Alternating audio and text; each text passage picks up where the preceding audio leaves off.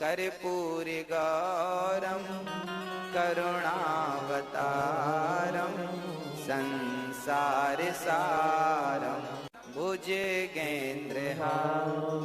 सदा वसन्तं हृदयारविन्दे भवं भवानी सहितं नमामि।